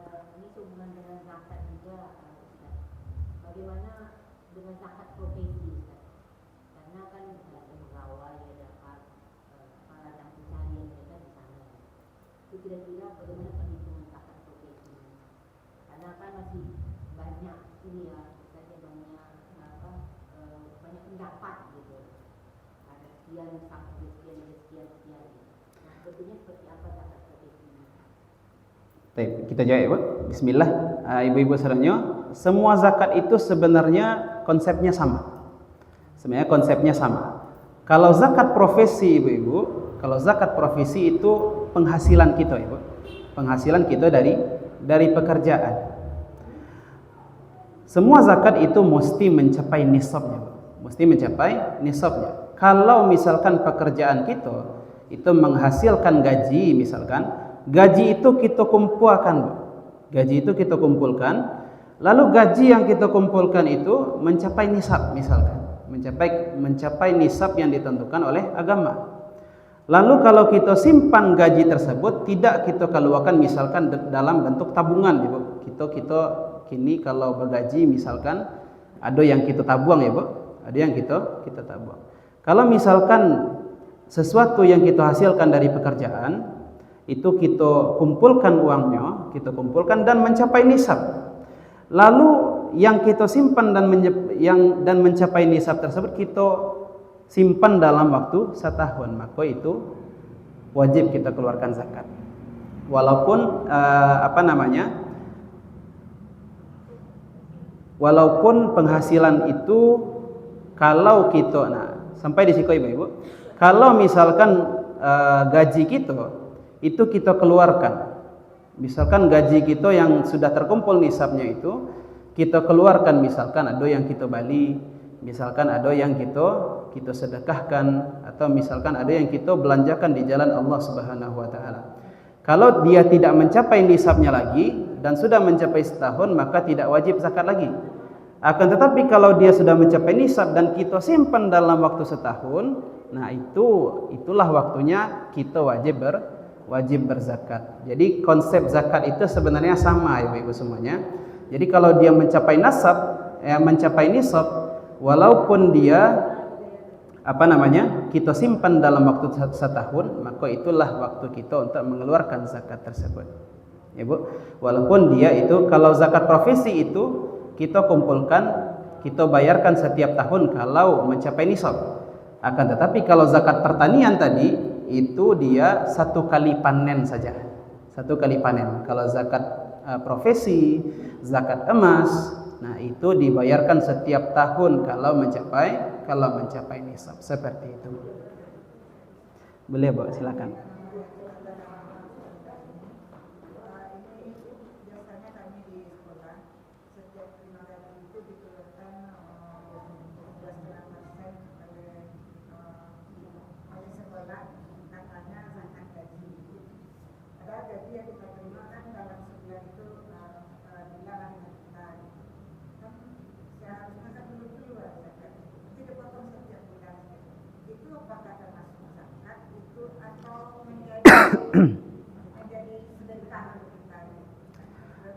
Nah, kalau kita ya betul. Nah, oke, izin kita jawab Ibu. Jadi sebenarnya Ibu-ibu masih banyak kita temukan praktek yang masih keliru di dalam masyarakat kita ya Bu. Karena zakat profesi tadi seperti yang Ibu bilang tadi Ibu, zakat itu mesti mencapai nisabnya terlebih dahulu baru kita keluarkan zakat. Akan tetapi 5 juta itu belum sampai nisab dan belum sampai aulnya. Kita baru menerima gaji 5 juta dalam sebulan.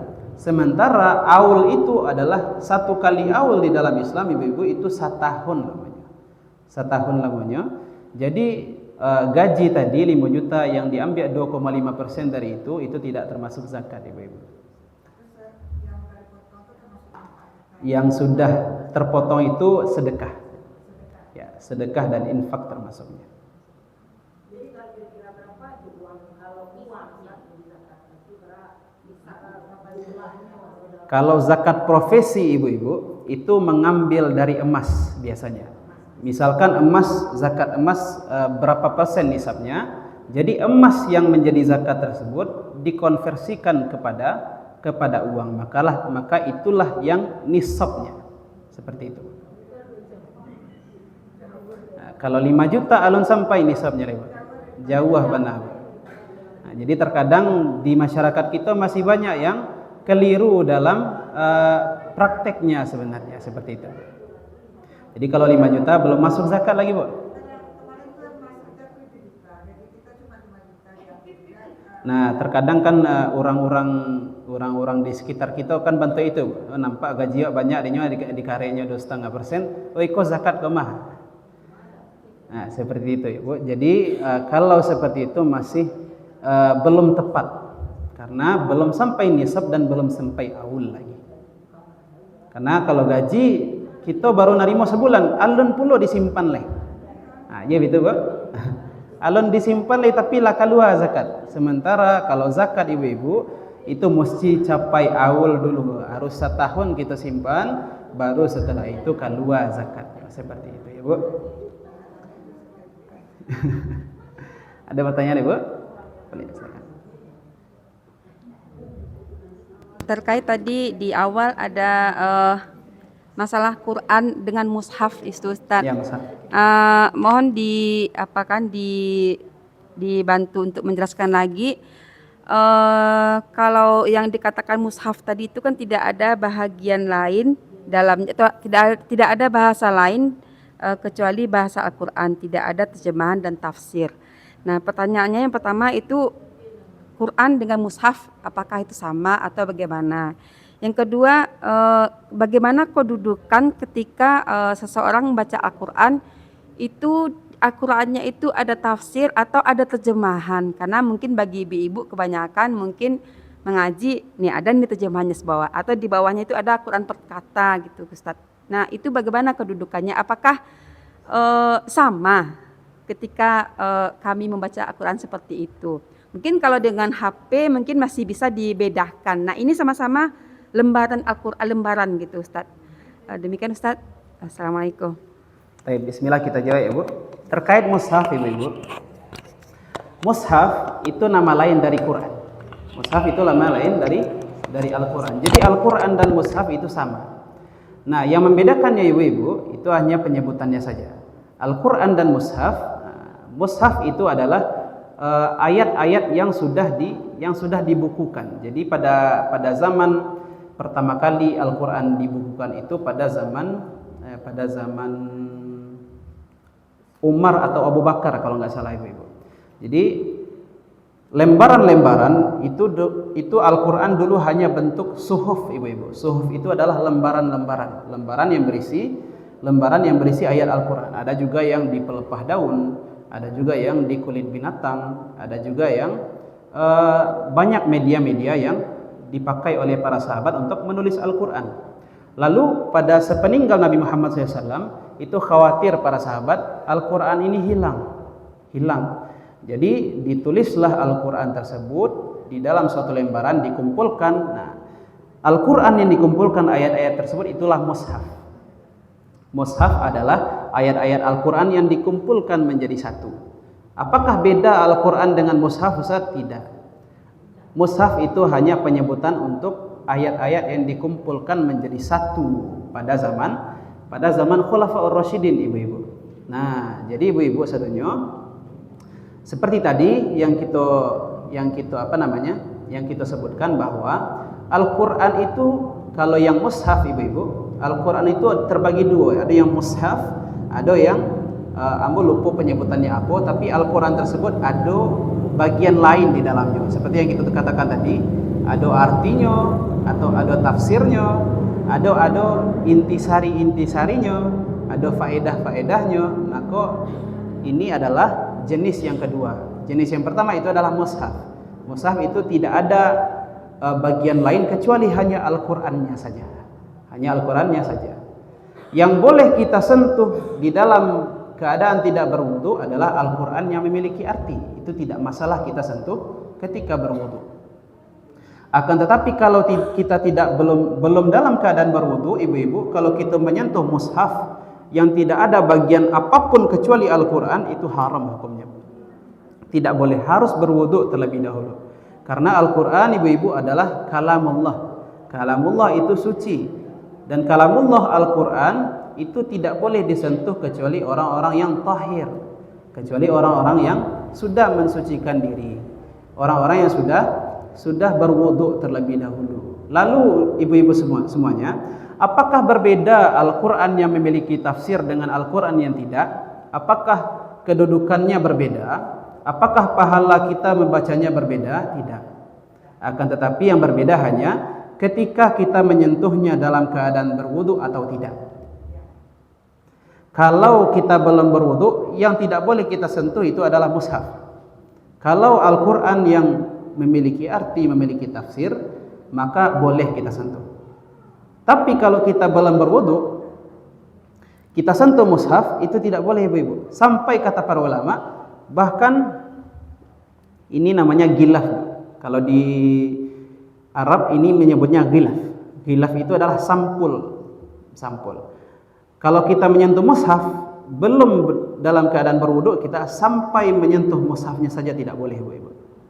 Bahkan kalau kita, jadi ada situasi Ustaz, ada situasi kita belum berwudu Ustaz, tapi kita melihat ada mushaf yang jatuh di lantai. Ada mushaf yang jatuh di lantai. Kita belum berwudu Ustaz, bagaimana kita menyentuhnya?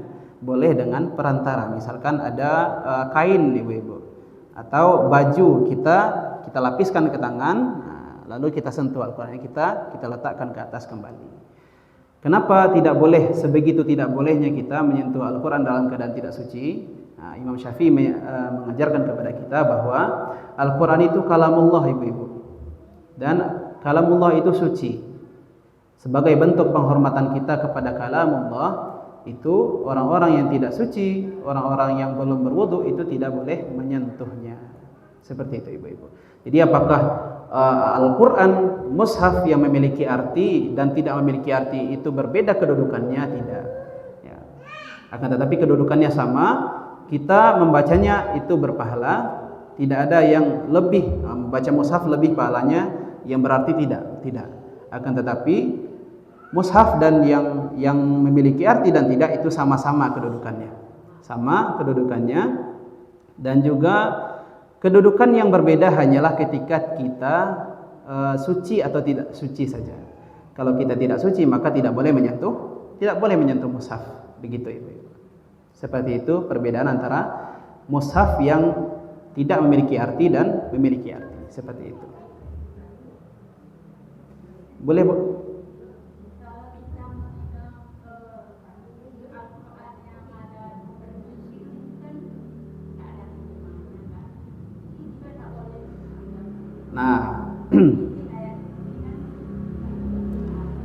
Nah ya. Jadi ada Al-Qur'an yang dibagi per juz ya, Bu. Ada juz 1, juz 2, ada Al-Qur'an ajza namanya. Al-Qur'an yang sudah dibagi juz per juz. Nah, apakah itu termasuk mushaf juga atau tidak Ustaz? Termasuk, Bu. Kalau misalkan dia tidak ada arti dan tidak ada bagian lainnya, maka itu termasuk mushaf, maka tidak boleh kita sentuh di saat kita belum berwudu seperti itu. Walaupun dia sudah dibagi juz per juz ya, Bu. Itu tetap mushaf namanya. Nah, akan tetapi kalau sudah ada artinya, sudah ada tafsirnya, sudah ada faedah-faedah di dalamnya, maka itu tidak termasuk lagi mushaf. Ya. Seperti itu ibu-ibu. Itu ada artinya, Bu? Oh, itu ada tafsirnya. Kalau ada tafsirnya berarti itu bukan mushaf. Ya. Ya, kalau hanya ayat Al-Qur'an saja isinya, maka itu mushaf. Seperti itu. Ada lagi Bu pertanyaan Bu? Boleh silakan Bu.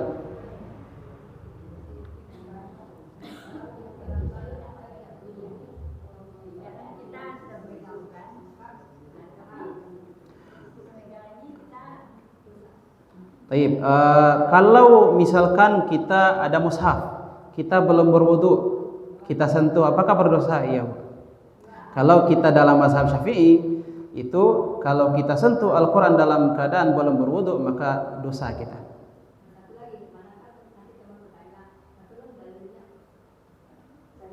Dalilnya, Bu, dalilnya adalah seperti yang kita sebutkan tadi, la yamassuhu illal mutahharun.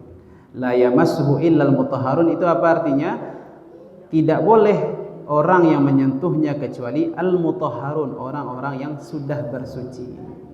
Jadi ibu-ibu, kalau misalkan kita dalam keadaan haid, misalkan kita dalam keadaan haid atau keadaan nifas atau dalam keadaan junub, kita belum suci ya Bu, apakah boleh menyentuh mushaf? Tidak. Seperti itu. Dia yang boleh menyentuh hanyalah orang-orang yang tahir saja, orang-orang yang sudah bersuci. Seperti itu. Nah, tapi ibu-ibu itu dalam mazhab Imam Syafi'i. Ya, Indonesia itu mazhabnya mayoritas adalah mazhab Imam Syafi'i. Ya, kita mengikut mazhab Imam Syafi'i. Ya, seperti itu. Kalau dalam mazhab yang lain bagaimana Ustaz? Ada yang membolehkan menyentuh Al-Qur'an walaupun kita tidak berwudu seperti itu. Tapi karena mazhab kita Imam Syafi'i, lebih baik kita mengamalkan mazhab kita. Karena kita kalau bermazhab ibu-ibu mesti bermazhab dengan kafah, ya. Tidak boleh dicampur-campur seperti itu. Ada lagi pertanyaan ibu-ibu? Pas? Alhamdulillahirabbil alamin. Ibu-ibu semua, semoga kita berdoa, semoga Allah Subhanahu wa taala memberkati pertemuan kita dan kajian kita ini. Semoga Allah catat kajian kita ini sebagai bentuk amal ibadah kita di sisi Allah Subhanahu wa taala. Amin ya rabbal alamin. Dan juga semoga Al-Qur'an nanti setelah kita kaji tafsir-tafsirnya, kita baca ayat-ayatnya, Al-Qur'an bersedia memberikan syafaat kepada kita di hari akhir nanti. Amin ya rabbal alamin. Mohon maaf ibu-ibu kalau ada penyampaian yang salah, kalau ada janggal dan salahnya ambo minta maaf. Subhanakallahumma wa bihamdika nashhadu an la ilaha illa anta nastaghfiruka wa natubu ilaik. Assalamualaikum warahmatullahi wabarakatuh.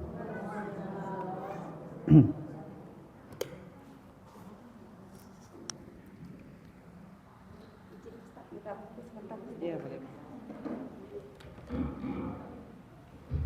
Assalamualaikum warahmatullahi wabarakatuh.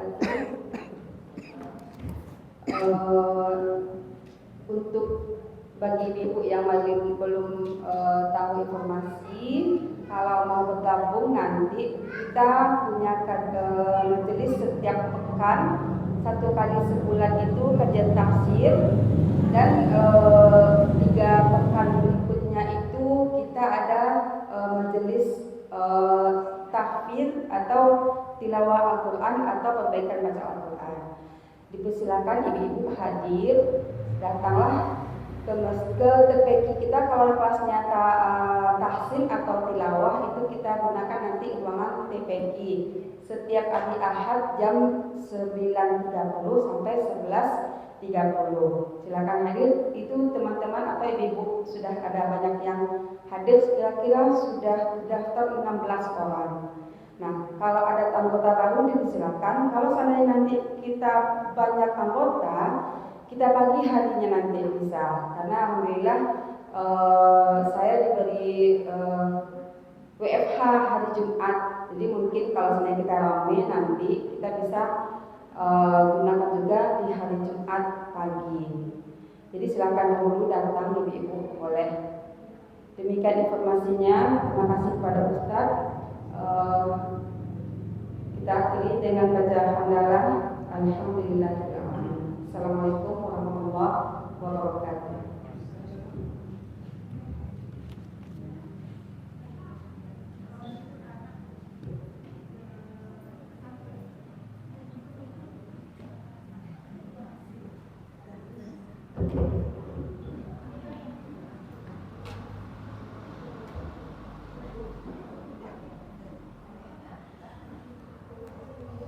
Nak minum Ustaz? Oh iya, Bu.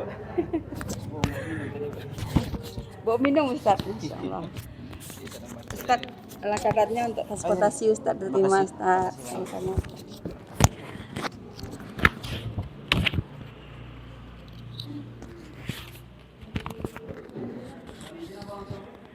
Ustaz, ya. Waalaikumsalam.